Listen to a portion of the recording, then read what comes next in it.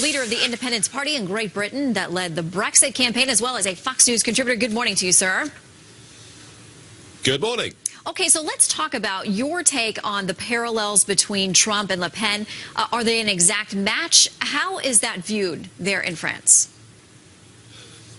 Well, it's very interesting. The way the international media are portraying this is Macron is a centrist. He's nice. He's cuddly. He is the really good guy. Quite why he's called centrist when he was minister in a hard-left socialist government, I don't know. And then Le Pen is painted out to be far right. And let me just tell you something. The origins of the French Front National may well have been far right, but she's dragged them, I think, a long way from that. And in terms of security, in terms of believing in sovereignty, in many of those things, she has a huge amount in common with, firstly, the Brexit campaign, and secondly, with President Trump. Okay, so you're saying that much of the media in France operates much as it does here in the U.S., by your description there. Oh, yes.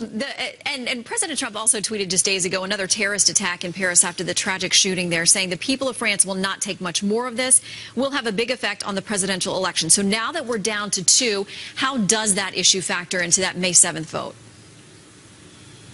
Well, there are 2 weeks to go. There have been 21 terrorist attacks of varying size that have happened in France since 2015. So the odds of another one happening between now and May 7th, when the runoff is, are actually quite high. Look, I've seen, Obama backing Monsieur Macron, Mrs. Merkel backing Macron, the European Commission in Brussels, who are supposed to be neutral, backing Monsieur Macron.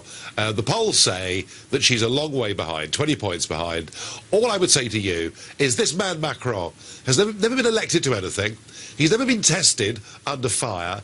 I listened to his speech last night. It was utterly vacuous. He had no policy at all, other than to say he'll defend the status quo. And I will make one prediction. That is that 20-point gap is going to narrow considerably over the course of the next 2 weeks. Well, you've been someone who's been really good at reading the people despite the polls. The polls were way off, we know, in some cases in our presidential election just months ago. Yeah. How far off do you think that they are? Can she stage a full come-from-behind victory, in your opinion?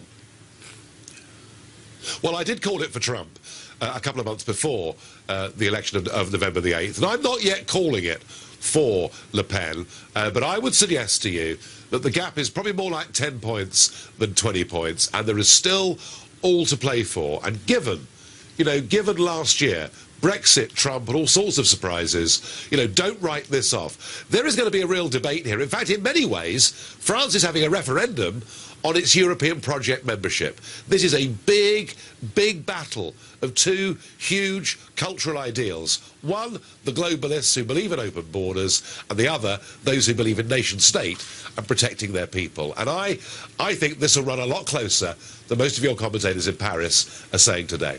A lot of folks around the world think that the U.S. President should not be weighing in at all. He has not endorsed a candidate. He has tweeted. He has said some things that have been positive about Marine Le Pen's positions. Here is what his chief of staff, Reince Priebus, said yesterday when he was asked directly about that. Has the president taken sides in the French election? Is he unofficially hoping Marine Le Pen gets into the runoff? No, not at all. I mean, not at all. He is going to support whoever the winner is. We've got a long-term relationship that's historical with the French people and the French government. And no matter who wins, that relationship is going to continue. So quickly, if President Trump is viewed as favoring one candidate over another in this election, is it a plus or a minus for that candidate?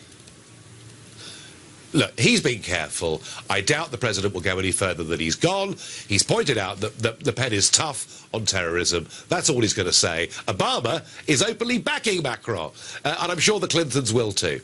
Well, we're glad it's as interesting there as it is here, sir. Nigel Farage, always good to see you. Thank you.